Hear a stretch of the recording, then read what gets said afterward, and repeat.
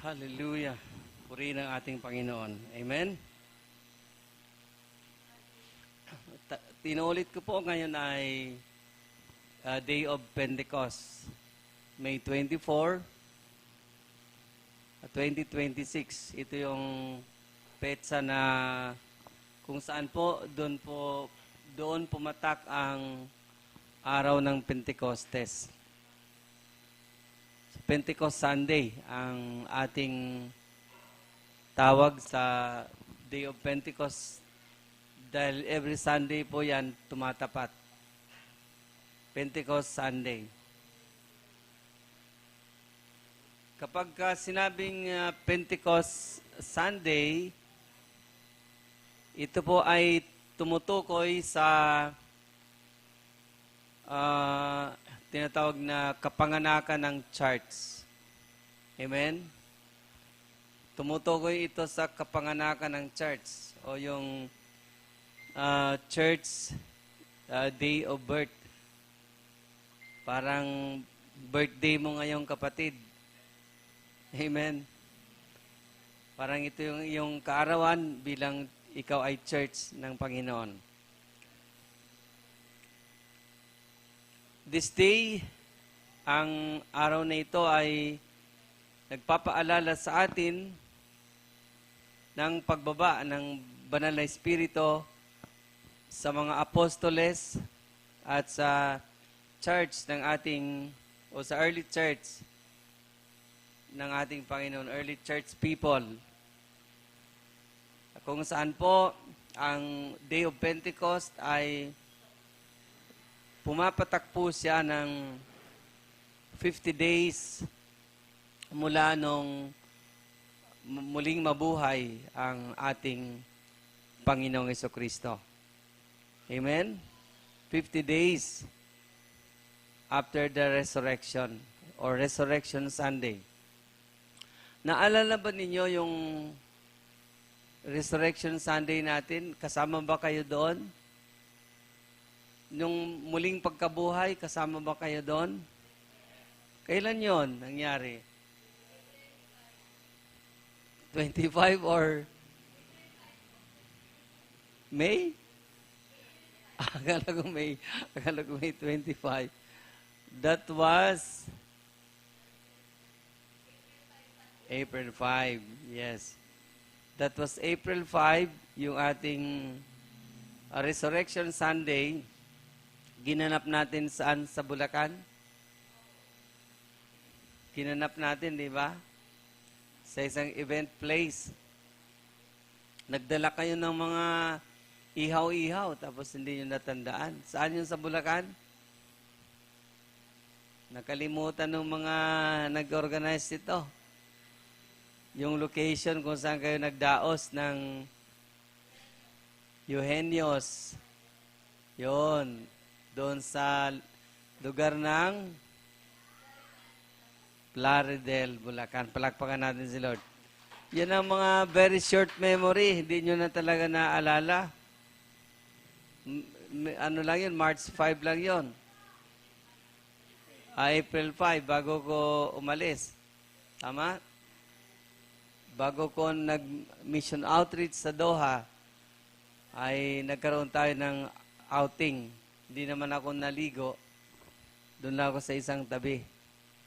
Nakitulog lang ako sa kwarto ni Brother Juan. Hindi ko alam kung kay Brother Juan yon o sa lahat. Nakita ko lang kasi doon yung mag-ina ni Brother Juan. Doon ako bumaba at nakitulog ako. Hindi ako naligo. So that was April 5, 2026. Natandaan ko, ako po ang nagbigay ng message ng Resurrection Sunday. So from then, bibilang ka ng 50 araw. Pag binilang mo yan, from then, April 5, ngayon ay May 24, yun ang Pentecost.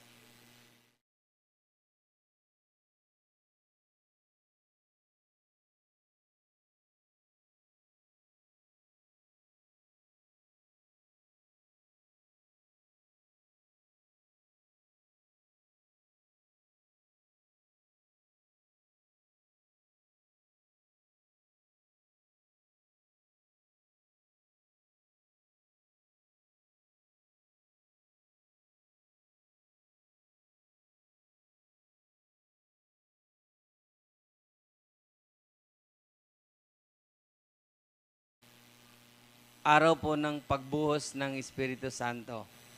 So sa mga Kristiyano, pag sinabing Pentecost Day, tumutukoy na ito doon sa ating banal na Espiritu.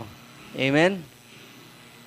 So ang mensahe ng Panginoon para sa atin sa umagang ito ay magpapaalala sa atin for us to remind us about the significance of the Pentecost Sunday in the life of every genuine disciple, believer of the Lord Jesus Christ.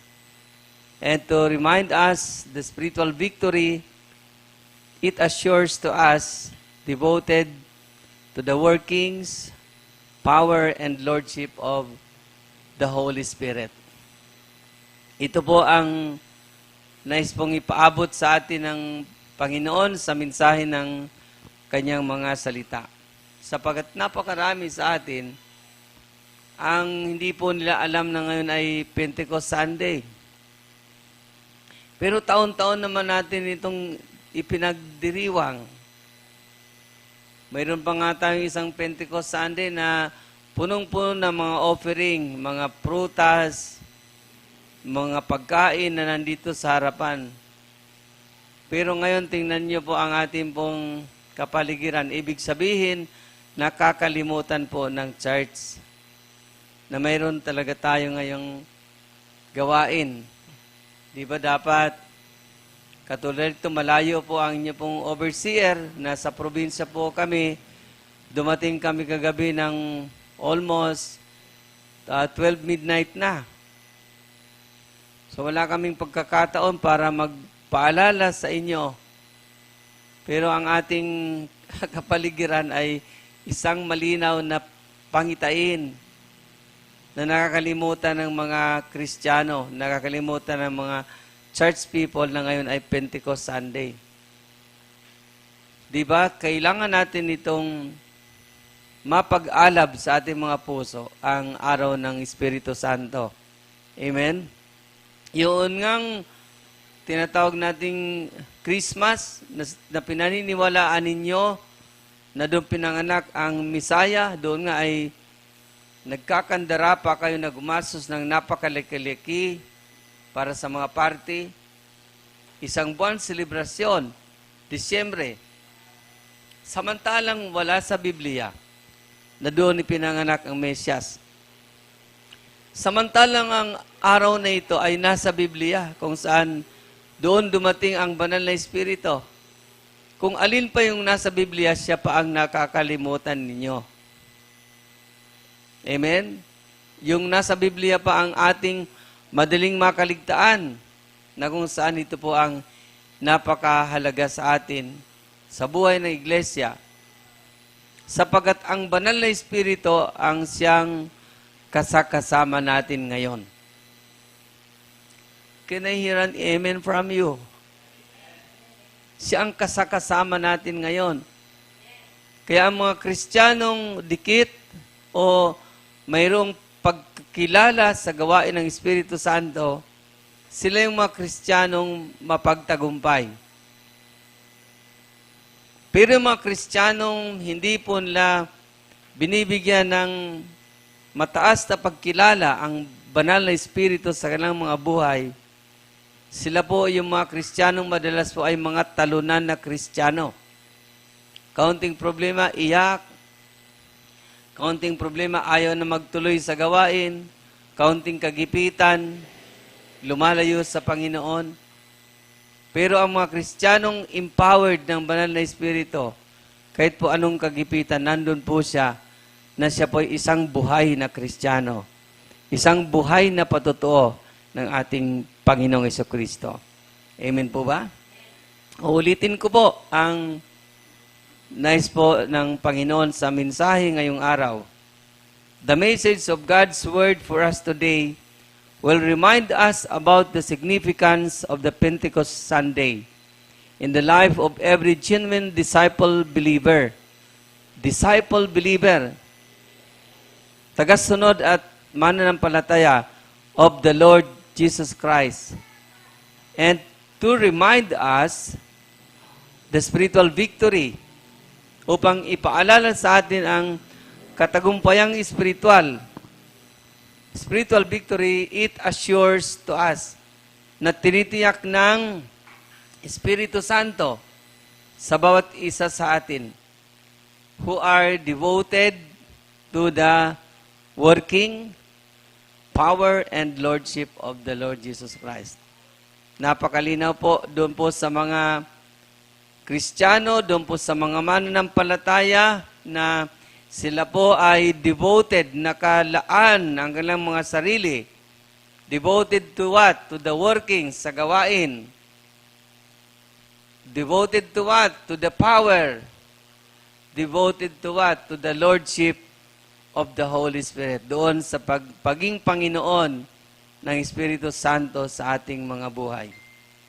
Binibigyan po sila ng Banal na Espiritu ng katiyakan na sila po ay magtatagumpay. Palakpakan po natin ating Panginoon. So the title of God's message for us today, The Holy Spirit and Me. Ano ang title? Can you say it?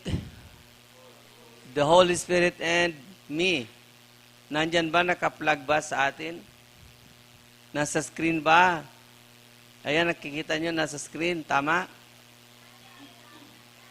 Yan po ay matatagpuan natin sa Ebanghelyo ni Mark, chapter 16, verse 19 to verse 20. Gospel of Mark, chapter 16, verses 19 to verse 20. Sa New International Version and Magandang Balita Biblia. After the Lord Jesus had spoken to them, He was taken up into heaven, and He sat at the right hand of God. Then the disciples went out and preached everywhere, and the Lord worked with them and confirmed His word by signs that accompanied it. Pagkatapos niyang magsalita sa kanila, ang Panginoong Jesucristo ay iniakyat sa langit at umupo sa kanan ng Diyos. Humayo nga at nangaral ang mga alagad sa lahat ng dako. Tinulungan sila ng Panginoon. Sa gawaing ito, pinatunayan niyang totoo ang kanyang ipinangaral sa pagitan ng himala at mga ipinagkaloob sa kanila o pinagkaloob niya sa kanila. Purihin ang Panginoon sa kanyang mga salita. Hallelujah. Amen. Dito po sa minsaheng ito ay maririnig po natin ang salitang Pentecost. Palasak sa ating pong mga bokabularyo sa minsaheng ito ang salitang Pentecost or Pentecostes. Tanungin mo nga sa sarili mo, pagbulay-bulayan mo nga, ano ba para sa iyo bilang isang tunay na alagad at mananampalataya ng ating Panginoon? Ano ba para sa iyo ang Pentecostes? Sa tinagal-tagal mong Kristiyano o sa kabago-bago mong Kristiyano, may papaliwanag mo na ba sa pamagitan ng iyong sariling pagkaunawa kung ano po ang Pentecostes? Ilang taon ka ng Kristiyano, kapatid? Ilang taon ka nang nagka-church? Ilang taon ka na naglilingkod sa Panginoon? So yan po bang salitang Pentecostes, ito ba ay pamilyar na sa iyo o kaya mo itong ipaliwanag sapagkat ito ay lagi mo na itong naririnig? O parte na ito ng iyong buhay Kristiyano? Amen? Parte ng iyong buhay Kristiyano ang araw ng Pentecostes. Purihin ang ating Panginoon. Dito po, alam natin na ang Day of Pentecost, this is the outpouring of the Holy Spirit in the early church. Amen? Tandaan natin, ang araw ng Pentecostes, ito po yung araw na kung saan ibinuhos ang Espiritu Santo sa unang iglesia in the early church. Pag sinabi pong ibinuhos, talagang sila po ay napuspos. Amen? Hindi po sila inihipan, kundi sila po ay binuhusan. Ibig sabihin po, yung pong salitang buhos ay nanggagaling po sa itaas. Nandyan ba tayo mga kapatid? Hindi naman maaring ibinuhos tapos galing sa ibaba o galing po sa lateral direction. Kundi pag ibinuhos ay galing po dito sa itaas. Ito po ang araw na kung saan ibinuhos ang Espiritu Santo sa early church. So, the Pentecost, my brothers and sisters, is the span of time. Take note of this. It is the span of time between verse 19, hello, and verse 20 of our Bible text. Ano ba yung Bible text natin? Gospel of Mark, chapter 16, verse 19 to verse 20. Ang verse 19 at saka verse 20, may pagitan siya. At ang pagitan po ng dalawang verse na yan ay umiidad po siya ng 50 araw. Palakpakan natin si Lord. Nandyan ba kayo mga kapatid? Ang pagitan ng verse 19 to verse 20 of Mark chapter 16, kung talagang titingnan natin ng malapitan, ito po ay bumibilang po ito ng 50 days. Sapagat ang verse 19, ang sabi doon sa verse 19, after the Lord had spoken to them, He was taken up into heaven and He sat at the right hand of God. Then the disciples went out and preached everywhere. And the Lord worked with them and confirmed His word by signs accompanying or accompanied it. Tandaan natin maigi mga kapatid, if you are taking notes, I would like to be very specific with this. Amen? I would like to be very specific with this sapagkat yung pagkabuhay ng Panginoon doon sa Matthew chapter 28 at saka yung kanyang pag-akyat sa langit sa Acts chapter 1, ito po ay bumibilang po ito ng 50 days. Amen? Ito pong sinabi dito sa verse 19 na sinabi daw ng ating Panginoon ang lahat ng ito. At saka yung verse 20 na sila po ay humayo na, kapag binilang-bilang natin, based dito sa history in the book of Acts chapter 1, pakisabi sa iyong katabi, kapatid, 10 araw. I-take note nyo. 10 araw yung pagitan noong pag-akyat ng ating Panginoon hanggang sa sila po ay humayo. Ang pagitan ng pagkabuhay na muli ni Kristo hanggang sa sila po ay humayo ay 50 days. Amen ba kayo mga kapatid? Hindi pa kayo nalilito doon? Baka kayo nalilito, uulitin ko. Amen ba? Ang kanyang muling pagkabuhay, ito po ay nagbibilang kayo ng day 1. Till 50 days, amen? Muling pagkabuhay. At after siya po ay muling nabuhay, ang sabi po ng Biblia, in the book of Acts chapter 1, siya po ay nagpakita pa sa kanila at nakasama nila si Jesus sa loob ng 40 araw. Nandiyan ba tayo? nung sila'y nakasakasama ni Jesus ng 40 araw, ay nagsalita si Jesus sa verse 20. Verse 19. Amen? Ang sabi ni Jesus dun sa verse 19, pagkatapos niyang magsalita sa kanila, ang Panginoong Jesus ay iniakyat sa langit at umupo sa kanan ng Diyos. Yun po ang pang 40 days. Amen? Na siya po ay nag-resurrect. Pero pagdating po sa verse 20, sabi diyan, humayo nga at nangaral ang mga alagad sa lahat ng dako. Tinulungan sila ng Panginoon.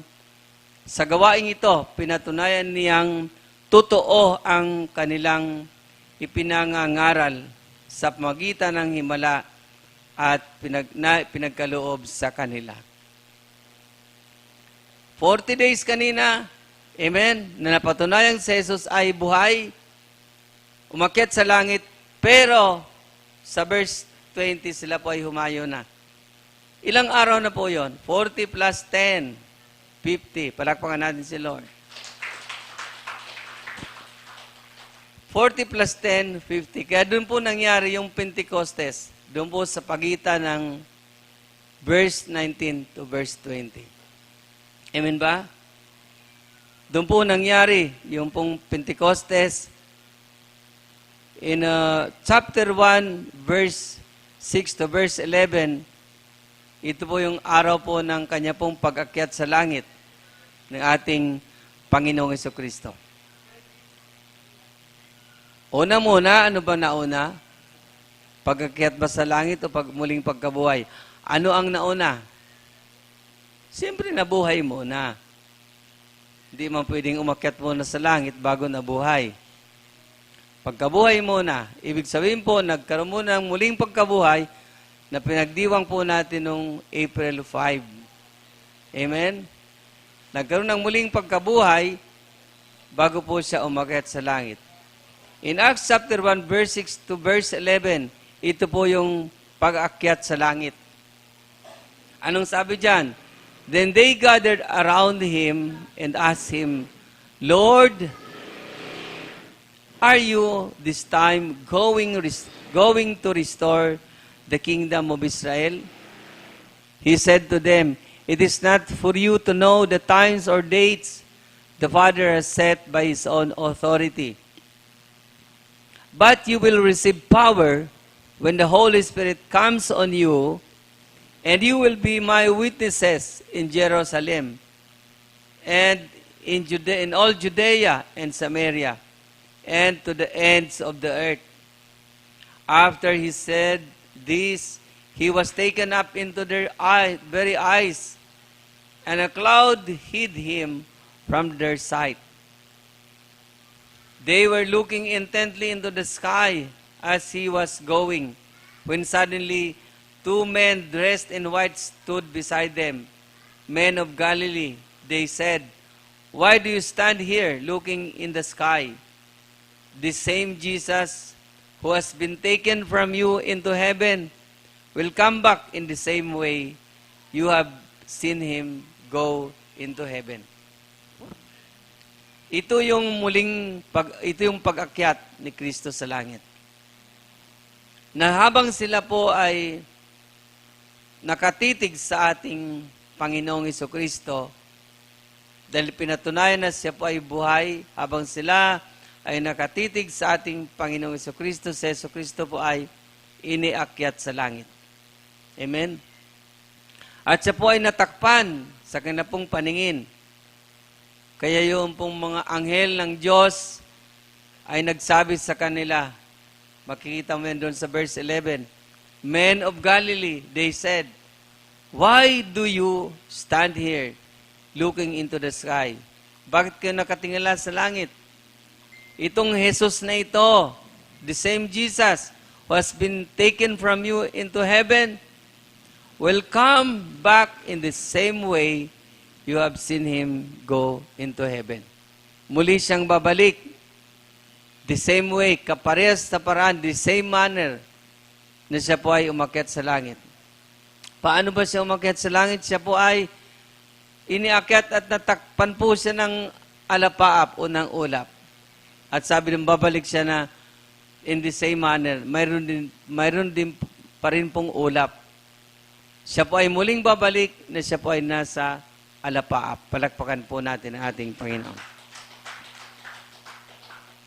Na-establish sa ating mga puso at mga kaisipan na si Jesucristo ay umakyat sa langit. Amen? At doon po sa pag-akyat na yun ng ating Panginoon sa langit, wala na po silang kasama doon sa Mount Olive. Sila na lamang po. Kaya ano pong ginawa ng mga alagad, mga kapatid? Ang ginawa ng mga alagad, the apostles, returned to Jerusalem and stayed in the upper room for at least, pakisabi sa katabi, at least 10 days. Ilang araw na nung makyat sa langit? Pang 40 days. I would like to establish in your heart, umakyat siya sa langit, 40 days na siyang buhay kasama ng mga alagad. And that is called the Day of Ascension. From that day of ascension, wala na si Kristo din na kasama, kaya sila po ay bumalik sa Jerusalem at sila po ay tumuloy sa tinatawag na upper room o silid sa itaas. Amen? Doon sa upper room, sila po ay nag-stay sila doon ng 10 araw. Hallelujah! Palakpakan natin ang ating Panginoon. In verse 12 to verse 17, the same book, the same chapter, Acts chapter 1, verse 12 to verse 17. Then the apostles returned to Jerusalem from the hill called the Mount Olives, a Sabbath day walk from the city. When they arrived, they went upstairs to the room where they were staying. Those present were Peter, John, James, Andrew, Philip, Thomas, Bartholomew, Matthew, James, son of Alphaeus, and Simon the Zealot, and Judas, son of James. They all joined together constantly in prayer, along with the women and Mary, the mother of Jesus, and with his brothers. In those days, Peter stood up among the believers, a group numbering about 120, and said, "Brothers and sisters, the scriptures had to be fulfilled in which the Holy Spirit spoke long ago through David concerning Judas, who served as guide for those who arrested him. He was one of our number and shared in our ministry." Tandaan po natin itong Acts chapter 1, verse 12 to verse 17. Sapat dito po ay maraming nangyari. Ito po yung tinatawag nating 10 araw na natitira upang makabuo ng 50 days from the day of resurrection. Amen? Natitirang 10 araw mula nung si Jesus ay umakyat sa langit hanggang sa pagdating ng banal na Espiritu. Amen? Dito po ay maraming nangyari. Una, sabi doon, sila po ay tumuloy doon po sa upper room at sila po ay laging nananalangin. Lagi silang nananalangin. Sino-sino ba ang mga kasama nila doon? Ang mga kasama po nila doon, lahat po na mga disipulo at mga mananampalataya ng ating Panginoon. Bumibilang po sila ng 120 na mga mananampalataya at mga alagad ng ating Panginoon. Imagine 120 people, mas marami dito sa mas malaking lugar kaysa ino-occupy natin. Amen po? Isa pa ang kultura nila, magkahiwala yung mga babae at saka mga lalaki. sa isang lugar na kung saan sila ay nagtitipon. Ibig sabihin po, malaking lugar yung naukupan ng pong 120 disciples, believers ng ating Panginoon. Kasama doon ang nanay ng ating Panginoong Jesucristo, si Maria, doon po sa 120 na yon. At sa kanilang pong pananalangin ay nagkaroon po ng kapahayagan ang Diyos kay Apostol Pedro. Sapagat siya nga po ang pinaka-leader ng grupo. Amen po ba? Mayroong kapahayagan kay Apostol Pedro na magkaroon ng kahalili si Judas Iscariote na nagkanulot sa ating Panginoon. Kaya doon po nila ginanap sa upper room, sa loob ng 10 araw na yan na sila'y nanatili sa upper room, doon po nila ginanap ang pagpili kung sino po ang hahalili kay Judas Iscariote. Sapagkat yun po ang nararapat nilang gawin na sila po ay maghanap po ng makakapalit sapagkat si Judas Iscariote ay nakasama nila sa gawain ng ating Panginoon bilang mga apostoles. Kaya dito po ay nangyari na siya po ay pinalitan. Nagkaroon po ng 20 tao na suggested ng grupo kung sino-sino po itong gusto po lang mailagay na kahalili. Sino ba mga kapatid ang naipalit dito po kay Judas Iscariote? Siya po ay, sabi po doon, siya po ay dapat po siyang palitan. In verse 15, in those days, Peter stood up among the believers, a group number about 120, and said, brothers and sisters, the scripture had to be fulfilled, and which the Holy Spirit spoke long ago, David concerning Judas, who served as guide for those who arrested. He was one of our number and shared in our ministry. Sino ba mga kapatid ang napili? Alam ba natin kung sino? Sino ba ang nasuggest nung mga kapatid na ito nagkakatipon? Sino ang napili po nila?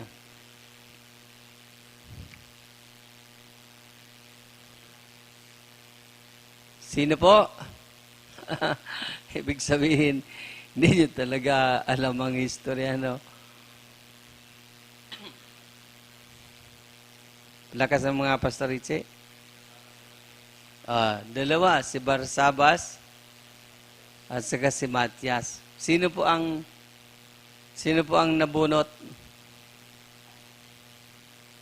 Si Matias, di ba? Siya ang nabunot na papalit kay Judas Iscariote.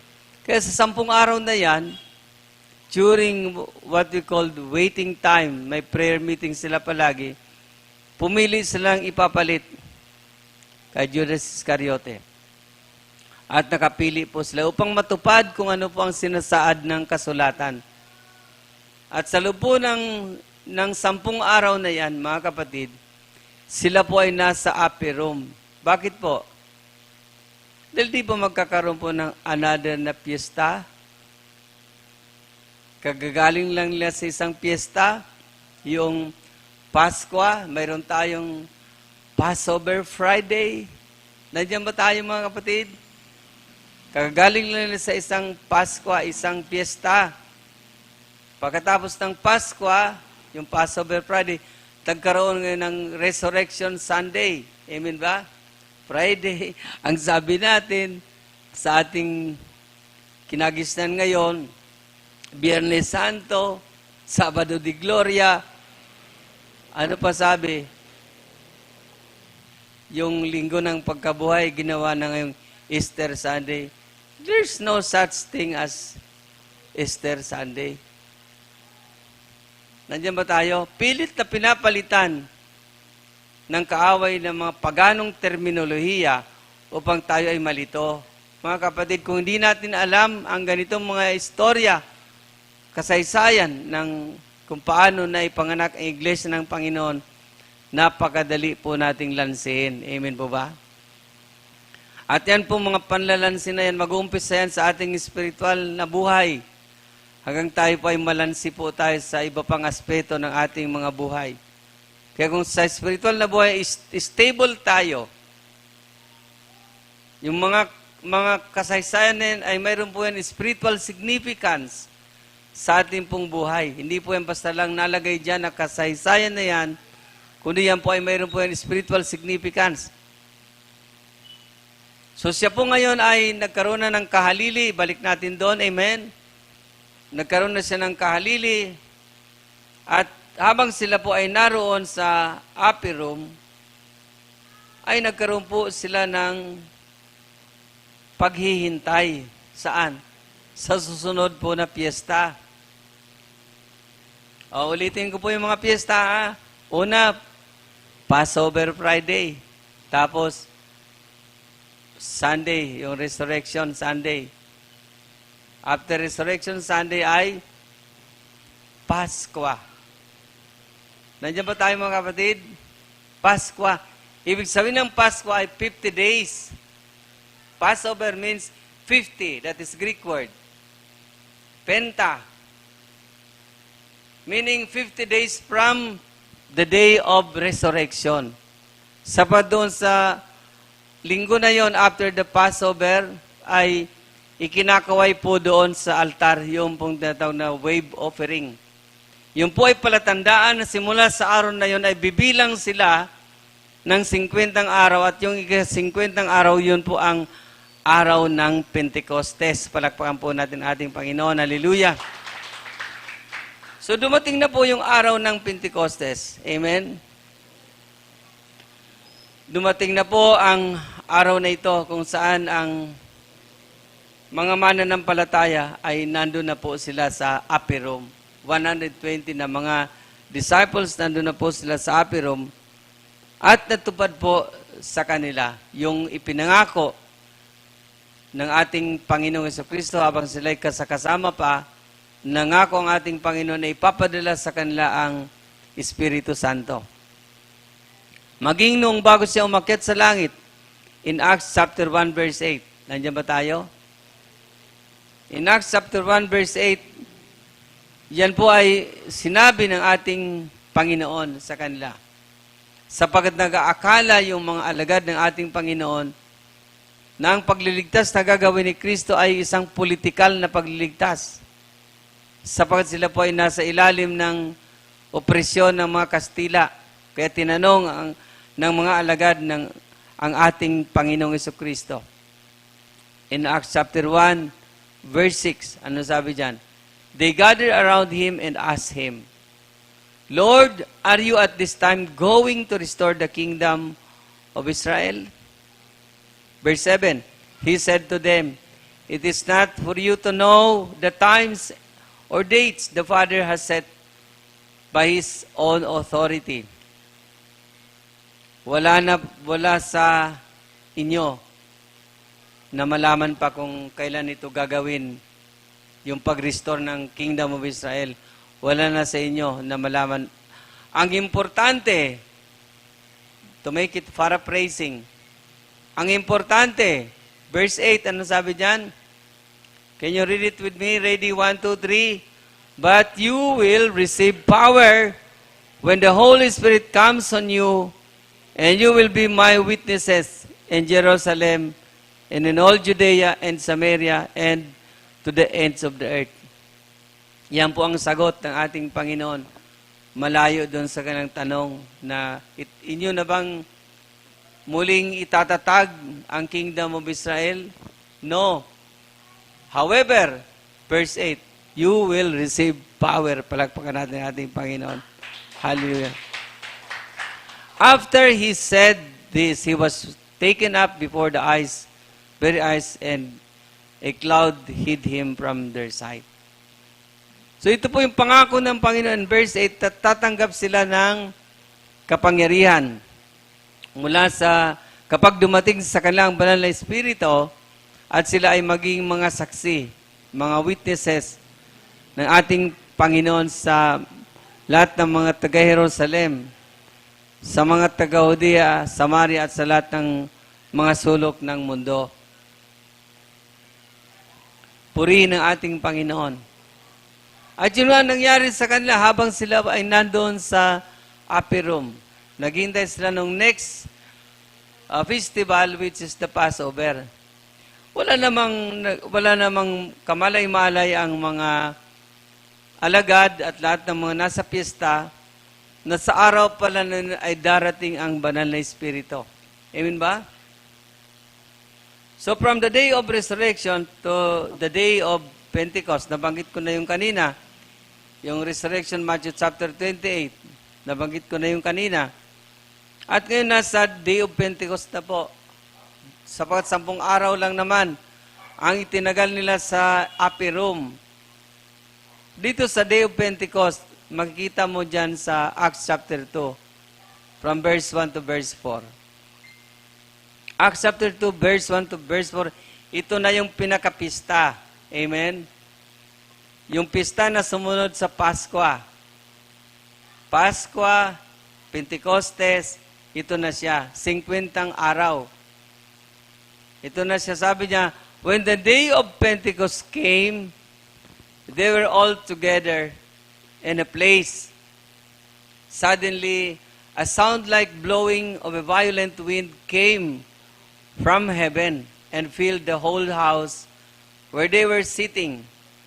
They saw what seemed to be tongues of fire that separated and came to rest on each of them. All of them were filled with the Holy Spirit and began to speak in other tongues as the Spirit enabled them. Ang sabi doon, ito na yung pinakapista ng Pasko. Ang pista po nila ng Pasko, wala naman pong ganitong elemento na mayroon pong kapangyarihang dumating. Pero doon po nangyari, sa pagdiriwang nila ng Pasko, doon nangyari na dumating ang pagbuhos ng banal na Espiritu. Palakpakan natin si Lord. Mayroon talaga silang pista ng Pasko, pero itong Pasko na to, kakaiba. Sapagat dito dumating ang banal na Espiritu. Nasabi doon, sila pong lahat ay nagkaroon po sila ng tila mga dilang apoy sa kanila pong mga ulunan. Tongues of, or cloves of fire sa kanilang pong mga ulunan. To each of them. At sila po ay nagsalita ng iba't ibang mga wika. Amen? Nagsalita ng iba't ibang mga wika. Sabi ng mga dayo, mga bisita sa piyesta, bakit nila nasasabi yung ating mga lingwahe? Hindi naman tayo mga native na taga dito. Mga taga-Ilam tayo, mga taga-Arabia tayo, mga taga-iba-ibang lugar na nandun sa piyesta ng Pasko, pumunta sila. Pero bakit itong mga alagad na ito na 120 disciples ay nagsasalita sila ng mga lingwahe nitong mga bisita? Palakpakan po natin ating Panginoon. Mga lingwaheng patungkol sa pagpupuri at pagpapasalamat sa Diyos na buhay. Hallelujah. Nagtatanungan po sila.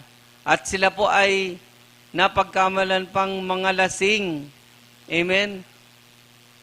Ang tawag nga dito sa parang bansag dito sa Pentecost Day ay araw ng mga baliw. Nandiyan ba kayo mga kapatid? Pakisabi nga sa yung katabi, araw ng mga baliw.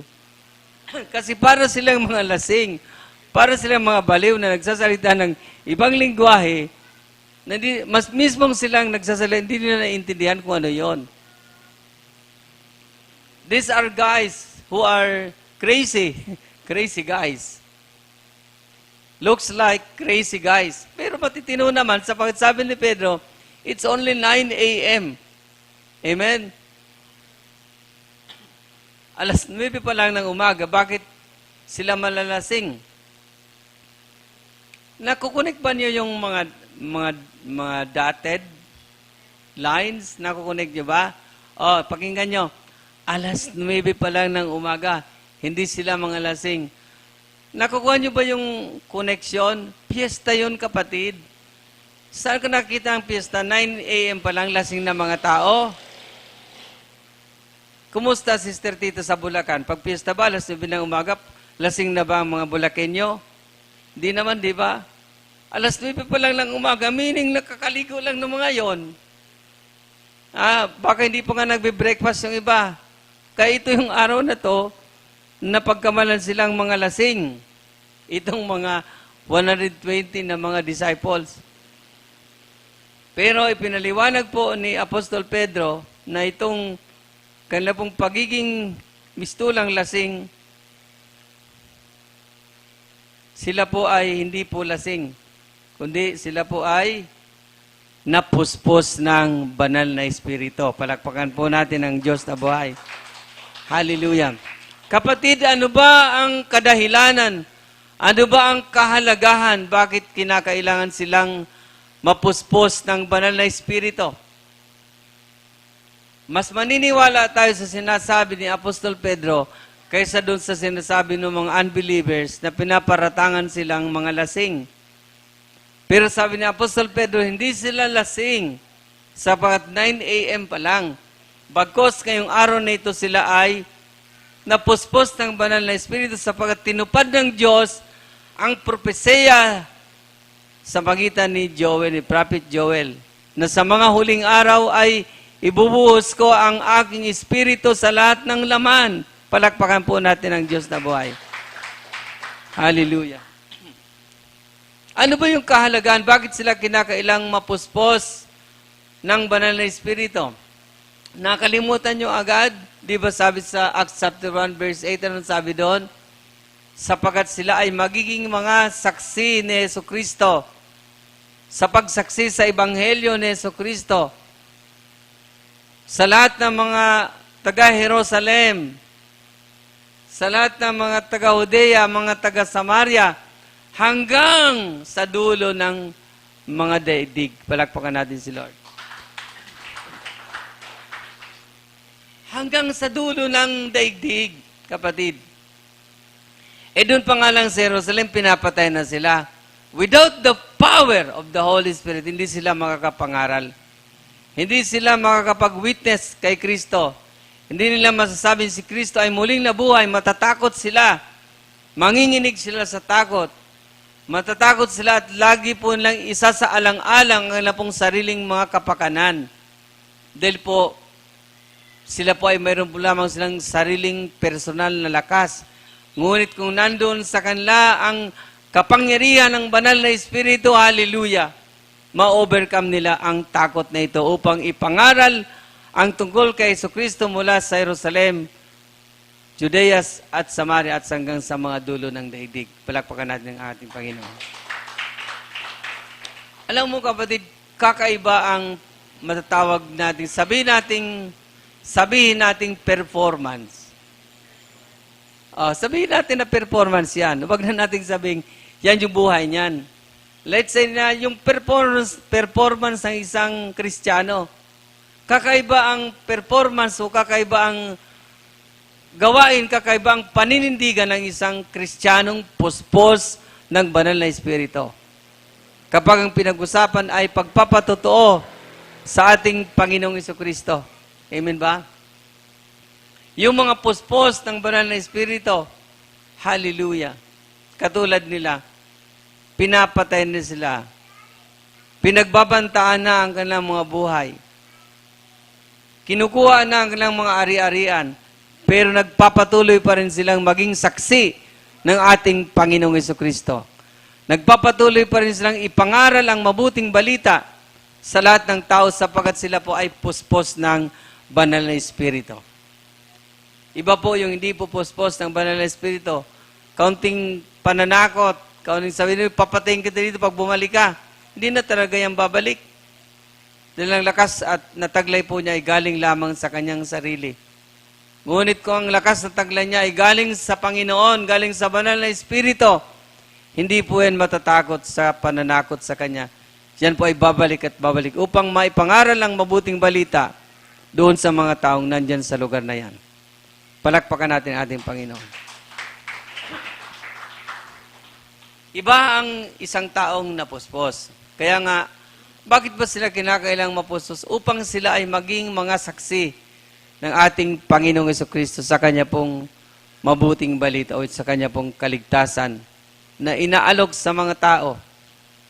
Sapagkat wala na dito ang ating Panginoong Jesucristo, hindi na po siya ang gumagawa ng pangaral ng mabuting balita.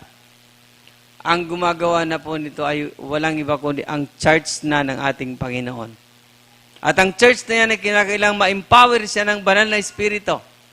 Amen.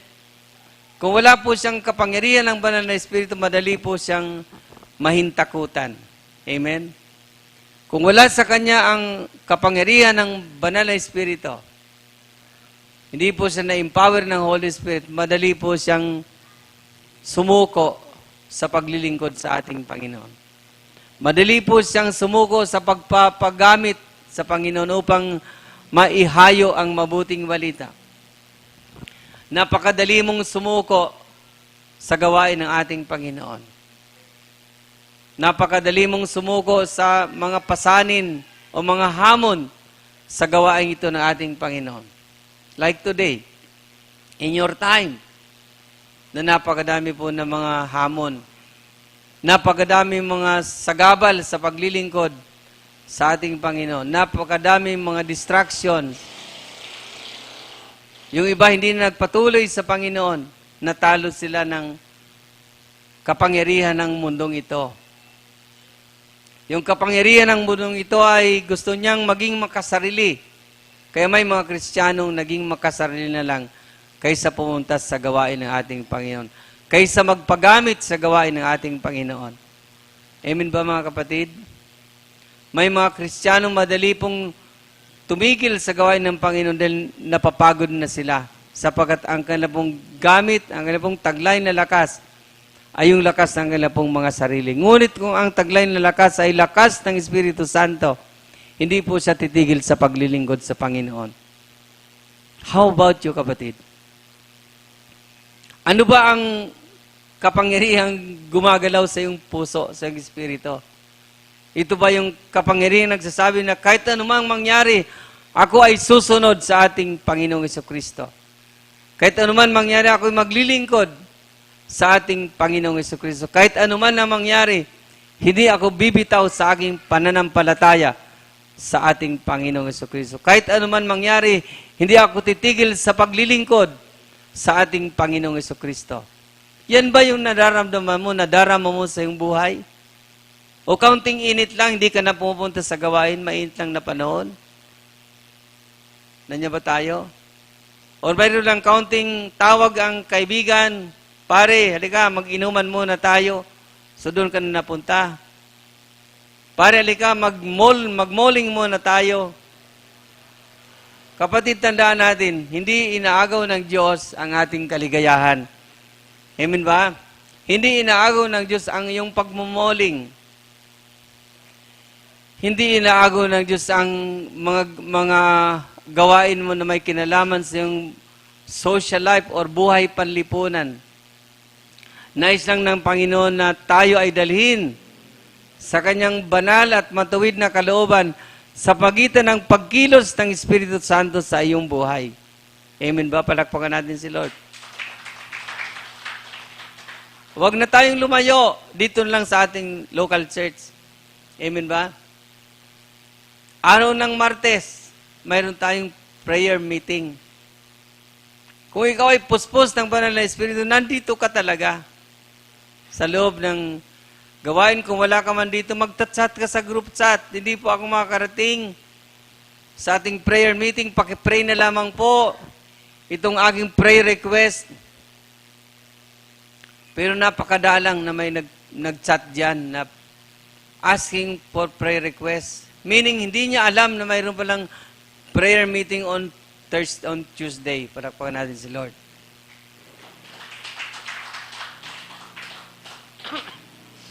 So nagkakaroon siya ng tinatawag na pagpapabaya sa kanyang buhay spiritual. That was Tuesday. Mayroon tayong prayer meeting. Wala man lang nagtatanong Nandiyan na po ba yung mga mananalangin? Wala. O pag-pray po, wala nagtatanong. Pero marami na akong na-witness na mayroong schedule na prayer meeting, wala pong dumalo. Ibig sabihin na wala talaga sa atin yung ating pagpapagamit sa ating Panginoon. Ang banal na Espiritu ay palagi kang papaalalahanan. He will remind you about all things. He will remind you about all things that Jesus Christ had said, had taught His church. That is Tuesday. And then pagdating ng practice, amen? May practice kayo ng Walls of Fire worship team. Mayroon kayong young people online. Amen? Mayroon kayong paghahanda bago dumating ang Sunday service. Mayroon kang EFM before Sunday. Napakaraming gawain na kailangan po doon ang mga manggagawa. Ang tanong, mga kapatid, yan bang mga gawain ng ating Panginoon ay napapakinabangan ba natin upang tayo makapaglingkod sa Kanya? Tandaan natin na kahit gustuin man nating mag-involve, kung ang lakas na gamit po natin, sarili nating kalakasan, madalas mabibigo tayo. Ngunit kung ang lakas ng Banal na Espiritu, ang ating paiiralin sa ating buhay, ang siyang manguna sa atin, sigurado na tayo po ay nandun po tayo sa gawain ng ating Panginoon. Palakpakan natin si Lord. Like today is Pentecost Day. Nasaan yung marami? Mahirap pag-isa-isa kung nasaan sila. Pero di ba dapat Pentecost Day, mga nandito tayo, nagdiriwang tayo na itong araw na ito ay araw kung saan dumating ang Espiritu Santo. Amen ba? Kung ang kinaugalian natin 7:30, kung ito ay isang piyesta, alas 6 pa lang nandito na tayo, may daladala na tayong mga pagkain, may daladala na tayong mga selebrasyon na makikita natin sa ating mga sarili. Ako sigurado ko kung ang pinuntahan nyo ay isang birthday party, may bit-bit kayong cake. Pero dito, pouring out of the Holy Spirit na ito, wala man lang kayong bit-bit na cake, wala man lang kayong bit-bit na prutas upang pagsalu-saluhan natin at masabing ito ay piyesta. Amen po ba mga kapatid? Ibig sabihin, hindi pa tayo namumuhay sa lakas ng Espiritu Santo. Nasa ating pa rin tayong sariling appetite, sarili pa rin panlasa, sarili pa rin kalakasan, o sarili pa rin nating buhay. Ang pamagat ng mensahe, ano nga? The Holy Spirit and me. Dito pa lang masusukat na natin yung ating sarili sa banal na Espiritu. Hallelujah! Palakpakan natin ang ating Diyos na buhay. Purihin ang Panginoon. Kung saan po itong araw na ito ng Pentecostes, dito po ay nais ng Panginoon na bibigay sa atin ang kasiguraduhan na gusto niya tayong pagtagumpayin. Amen? Na magkaroon tayo ng victory because the Holy Spirit is your victory. Amen? Lagi tayong nabibigo. Nabibigo tayong lumago sa gawain ng Panginoon. Nabibigo tayong lumago sa ating buhay spiritual. Amen po ba? Sino sa inyo dito ang mga gustong gamitin ng banal na Espiritu? Amen? Gusto nyong magamit kayo ng banal na Espiritu at gustong-gusto rin po ng banal na Espiritu na tayo ay magamit. Pero kinakailangan po nating ibigay sa Kanya yung Lordship niya sa ating buhay. Yung pagka-Panginoon niya sa ating buhay. Sapagkat ito pong araw ng Pentecostes ay nagpapaalala sa atin na ang banal na Espiritu ay nais niyang lagi po tayong magtagumpay. Dahil siya po ang katagumpayan sa ating buhay. Amen. Ang banal na Espiritu ang siyang maging katuwang o katulong natin o tulong natin, helper, sa lahat po ng mga hirap sa ating buhay, ang banal na Espiritu ang siyang magiging helper natin. Nasubukan niyo na bang humingi ng tulong at gabay ng banal na Espiritu sa panahon na kayo po ay nasa kagipitan? Sa panahon na kayo po ay nasa isang sitwasyon na parang kayo na lamang po ang mag-isa. Na parang kayo po ay tinalikuran na ng mga taong inaasahan ninyo na siya po maging kasama nyo sa buhay. Doon ba nasabi niyong banal na Espiritu, help me. Holy Spirit, be with me. Holy Spirit, go along with me. Nasabi niyo ba yun sa banal na Espiritu, mga kapatid? Tandaan natin na ang banal na Espiritu, siya po ay pwede po natin siyang kausapin.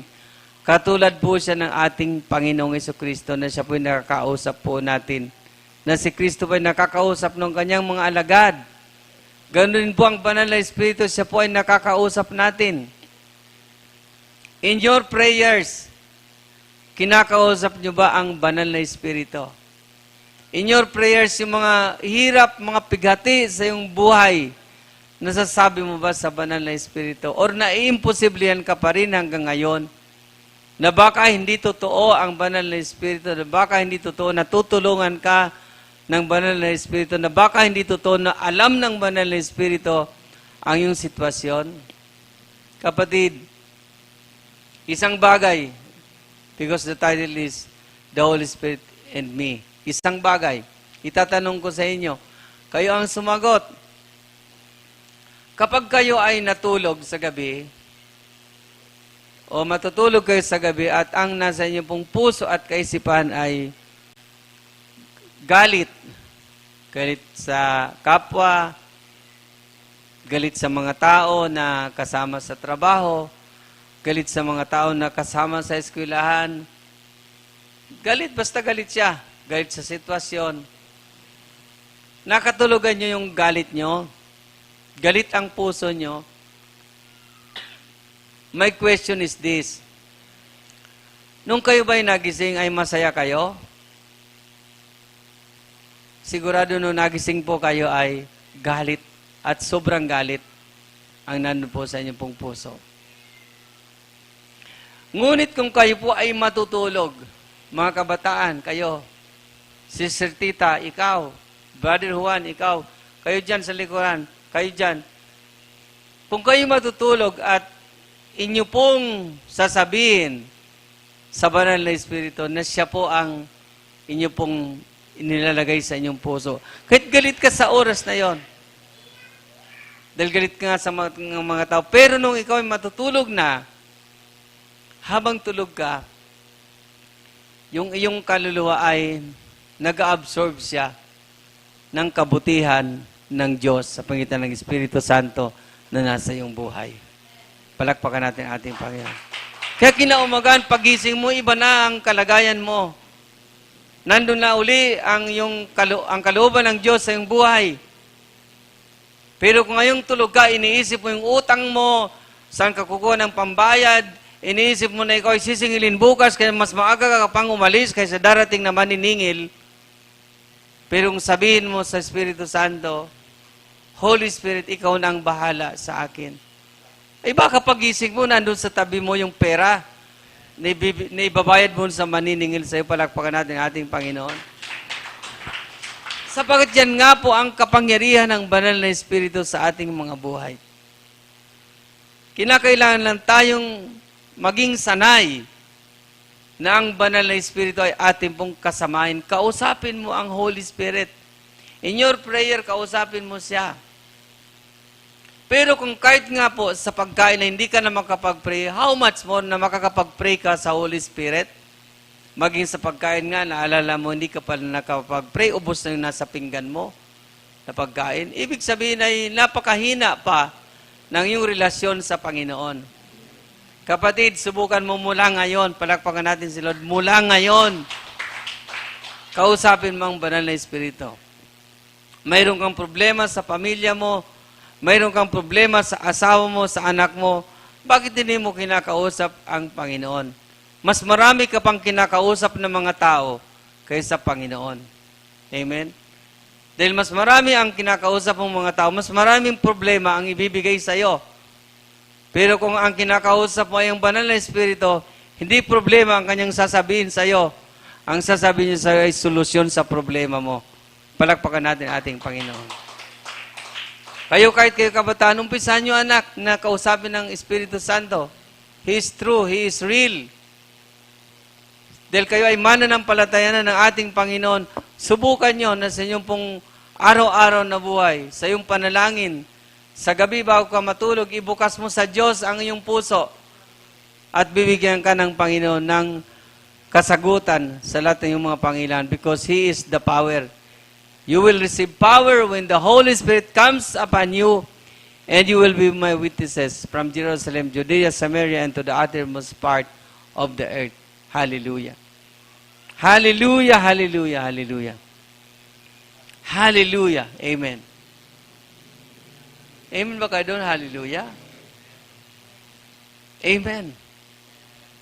Napakaraming dapat gawin ng Panginoon sa ating mga buhay. Sobrang late tayo ngayong araw. Amen?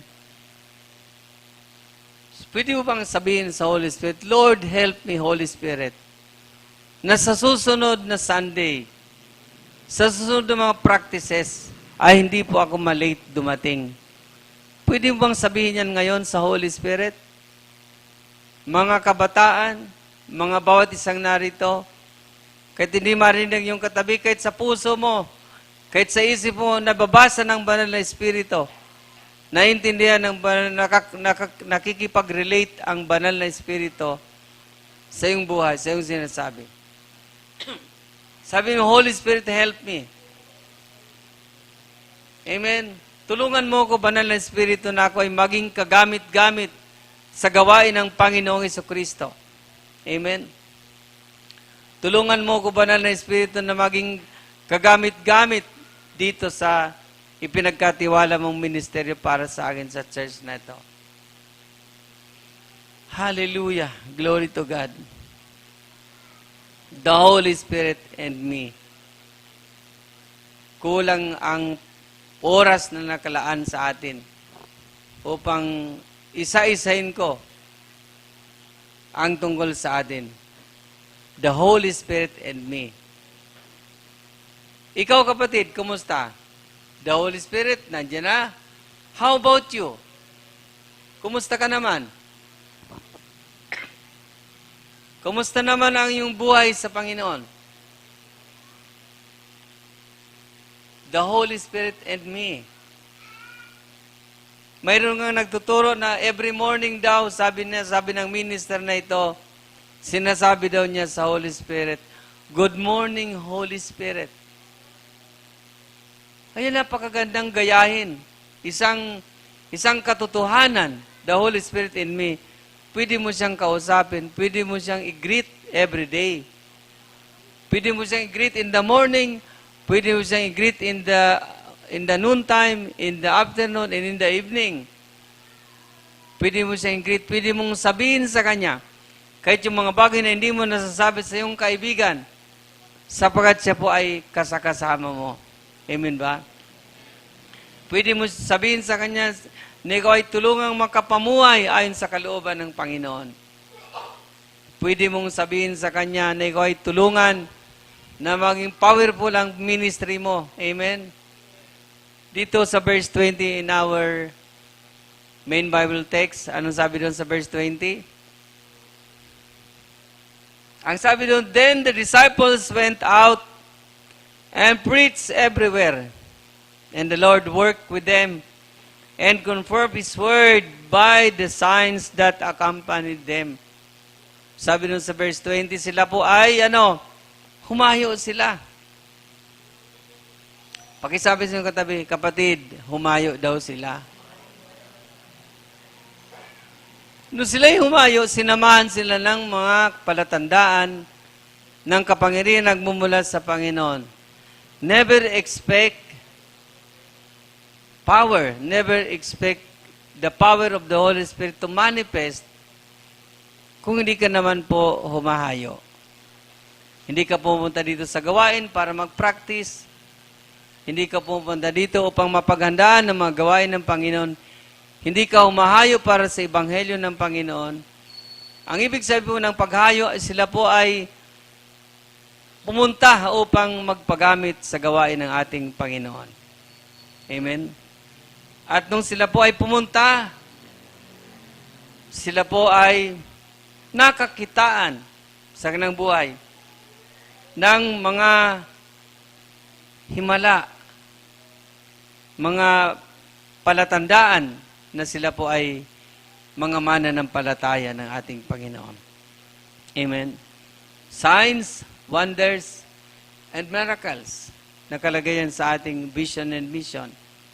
Empowered by the Holy Spirit with signs, wonders, and miracles. Tayo yung church na yon, kapatid. I-aim mo sa iyong buhay na mangyari sa iyo yan, kapatid. Amen? Gawin mong isang adhikain, isang layunin sa iyong buhay na ikaw ay gamitin ng ating Panginoon. Amen ba? Today, pwede mo bang sabihin sa Banal na Espiritu ang pinakamalalim na pangangailangan mo sa Diyos? What is the most important thing that you need from God? Can you tell the Holy Spirit? What is the most important thing that you need from God? Can you tell the Holy Spirit? Amen ba? Sabihin mo sa Banal na Espiritu, even by your mind or by your heart, kahit hindi naririnig ng iyong kapatid kasi baka nahiya ka na sabihin. Ano bang pangailangan? Sabihin mo sa Holy Spirit. Sabihin mo sa Kanya na, Lord, gusto kong maranasan ang iyo pong kapangyarihan sa aking buhay. Nais ko, Panginoon, na sa Day of Pentecost na ito, Panginoon, ay magkaroon, Panginoon, ng kabuluhan. Ang pagdiriwang na ito na ngayong araw, dumating ka, Panginoon, sa buhay ng iglesia.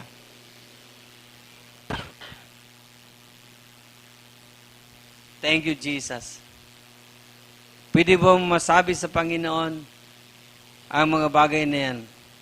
Na ikaw bilang isang disciple believer ng ating Panginoon ay gusto mo na ang kahalagahan ng kanyang pagdating sa buhay ng iglesia, ito ay maging isa ng matatawag na day-to-day experience sa iyong buhay. Napakasarap maranasan na araw-araw mong maranasan ang intervention ng banal na Espiritu. Kung baga sabi nga, in sickness or in health. Amen? Sa kasaganaan o sa kagipitan, sa sakit man o sa karamdaman. Sa lahat ng sitwasyon, sa panahon man, na si Apostol Pablo ay busog o si Apostol Pablo ay nagugutom sa lahat ng panahon, hallelujah, ay makasama natin ang banal na Espiritu. Amen? Sa inyong mga pangailangan, makasama mo ang banal na Espiritu. At sa mensaheng ito ng ating Panginoon, ang bawat isa ay pinaalalahanan ng ating Panginoon na tayo po ay mayroon po tayong katagumpayan. Assures it's every one of us to have this spiritual victory. Magkaroon tayo ng katagumpayan sa ating spiritual na buhay. At ito po ay para lamang doon, pakisabi sa inyong katabi, para lamang doon. Palakpakan natin ng malakas ang Panginoon. Ang katagumpayan ito ay para lamang doon sa mga nagtalaga ng kanyang buhay sa Panginoon. Nagtalaga sa kanyang mga gawain, nagtalaga sa kanyang kapangyarihan, nagtalaga sa kanyang pagkapanginoon sa ating buhay. Amen? Dito mga kapatid, kung uunawain lamang natin itong mga sinasabi ng Panginoon sa mensaheng ito, kung uunawain lamang natin at hindi tayo mag-aalinlangan, sapagat ito namang lahat ng ito ay nasa salita ng Diyos. Amen ba? Uunawain lamang natin at atin po itong tatanggapin ng buong puso sa ating pong mga buhay. Hallelujah. Magkakaroon po ito ng kapangyarihan sa ating mga sarili. Naniniwala po ako na uuwi tayo, na tayo po ay napagsidlan ng kalooban ng Diyos ayon sa pinangaral sa atin ngayon. Amen. At sa ating pag-uwi na yan, hallelujah, lilipas ang maghapon na ito. Darating ang gabi at kayo po ay matutulog, mananalangin, matutulog. Sigurado po ako na kung ito ay natanim sa inyong mga puso, during your prayer time, sigurado po ako na ipapaalala sa inyo ng Banal na Espiritu itong kanyang mga sinabi. The Holy Spirit and me. Amen ba? Sapagat napakaraming namimiss natin. Napakaraming nasasayang natin na mga gusto mangyari ng Diyos sa ating buhay pero hindi na pangyayari sapagat kulang tayo sa debosyon sa ating Panginoon. Amen po ba? Umpisa natin mga kapatid. Amen. Gamitin nating reminder ang Pentecost Day na ito upang tayo po ay mamuhay sa banal na Espiritu ng ating Panginoon. Hallelujah, hallelujah. Puri ng ating Panginoon. Hindi po dito pinag-uusapan ng edad, kahit anong edad po tayo. Bata, katamtaman, o maedad. Tayo po ay kayang-kaya po tayong magpagamit o gamitin ang ating Panginoon. Puri ng Diyos. Tayo pong lahat ay tumayo sa mga oras na ito at umawit po na tayo ng isa pong awitin. At sa ating pag-awit po ay ating pong ilapit sa Diyos ang ating mga puso at kaisipan nating buhay. At gamitin po nating paalala ng Panginoon ang mensaheng ito, ang Day of Pentecost na ito. Gawin nating paalala sa ating mga buhay upang tayo po ay ma-revive, upang mailapit sa Diyos ang ating mga buhay. Kahit ngayong oras na ito, pwede mong sabihin sa Panginoon, Lord, thank you, Lord, sa mensahe mo sa amin, Panginoon. Thank you, Lord, sa mga sinabi mo sa amin, Panginoon. Amen? Na sinabi ng ating Panginoon, na pagkatapos niyang magsalita sa kanila, ang Panginoong Hesus ay iniakyat sa langit at umupo sa kanan ng Diyos. Humayo nga at nangaral ang mga lagad sa lahat ng dako. Tinulungan sila ng Panginoon. Sa gawaang ito, pinatunayan niyang totoo ang kanilang ipinangaral sa pagitan ng mga himala na pinagkaloob niya sa kanila. Hallelujah. Thank you, Lord.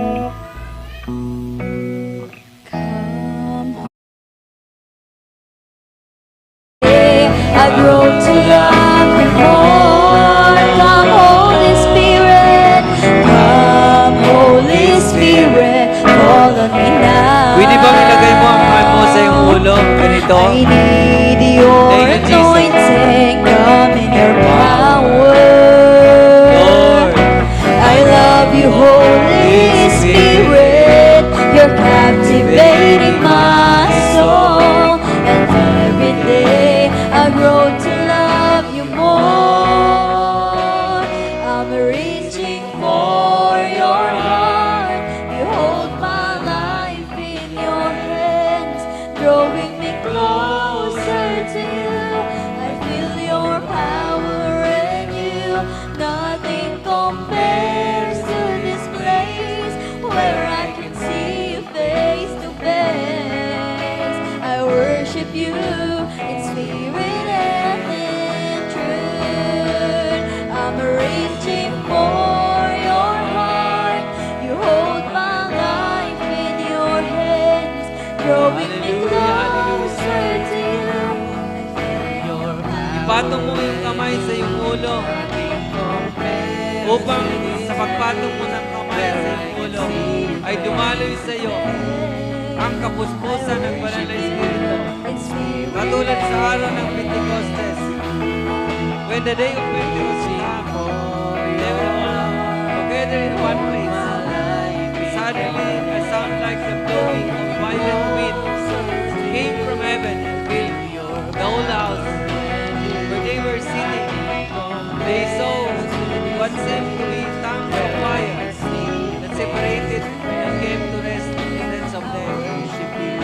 of them were filled with the Holy Spirit and began to speak in other tongues as the Spirit enabled them to follow. Life in your hands, drawing me closer to you. I feel your power in you. Nothing compares to this place where I can see you face to face. I worship you in spirit and in truth.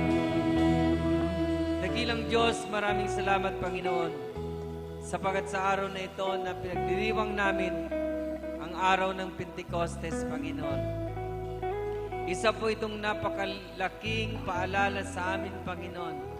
Isang biblikal na paalaala, O Diyos, ng bawat isa sa amin na mga tunay mong mga alagad at mananampalataya ng Panginoong Jesucristo. Ang bawat isa sa amin ay nais mo kaming pagkalooban ng kapangyarihan kapag dumating sa amin ang banal na Espiritu. Lord, we claim that today, as we celebrate the day of Pentecost, ang bawat isa, Panginoon, ay tumanggap, O Diyos, ng kapuspusan ng banal na Espiritu sa magitan ng iyong mga salita, Panginoon, na kanilang napakinggan, O Diyos. Dalangin ko, Panginoon, kung mayroon pong mga pusong nabuksan, Panginoon, dahil sa iyong pong mga salita, kailanman hindi na po ito maaring isarado pa ng kaaway, Panginoon. Ito'y mananatiling bukas sa gawain ng Diyos. Ang mga puso at kaisipan na binuksan ng Diyos dahil sa kanyang mga salitang nahayag ngayon, ito ay mananatiling bukas para sa gawain ng ating Panginoon. Hallelujah. Hindi ito kailanman pwedeng saraduhan ng kaaway sa kanyang mga buhay. Because by the power of the Holy Spirit, we rebuke the works of Satan sa buhay ng bawat isa. By the power of the Holy Spirit that is resting upon each every one of us, we are rebuking the workings and the power of the demon and Satan in Jesus' name. We only welcome in our lives the power, the authority, and the workings of the Holy Spirit in our lives. Let the Holy Spirit be the Lord also of each every one of us, like our Lord Jesus Christ. Maraming salamat, Panginoon, sa ginawa sa amin. Dalangin ko, O Diyos, na sa amin pong pagtulog mamayang gabi, sa aming paghimlay, sa aming pagpapahinga, Panginoon, ay maalala ng bawat isa na mayroon na po siyang bagong buhay, bagong karanasan sa banal na Espiritu, Panginoon. Maalala niya sa pagtulog niya mamayang gabi na ang banal na Espiritu ay bigyan niya ng pagkakataon sa kanyang buhay na siya ang mag-ahari sa kanya. Kahit sa itulog, Panginoon, nandoon ang banal na Espiritu nakikilos sa kanyang buhay upang sa pagdating ng bagong araw, Panginoon, magiging kagamit-gamit siya sa gawain ng Panginoon. Inyo rin po, O Diyos, tulungan ang mga workers, Panginoon, ng church na ito, O Diyos, na mayroong mga kanya-kanyang mga labanan, Panginoon, na yung iba, O Diyos, ay hindi po na totally na pagtatagumpayan. Ang mga labanan na ito kaya naapektuhan, Panginoon, kaya na pong commitment sa iyo, O Diyos, I pray in Jesus' name. Let the power of the Holy Spirit of the Lord rest upon each every one of them. Salamat ng marami aming Ama, kayo po ang siyang magpala sa buhay ng bawat isa sa amin. Ito po aming samot dalangin sa pangalan ng Panginoon Kristo ang lahat ay magsabi ng Amen. Makakaupo na po ang bawat isa sa atin.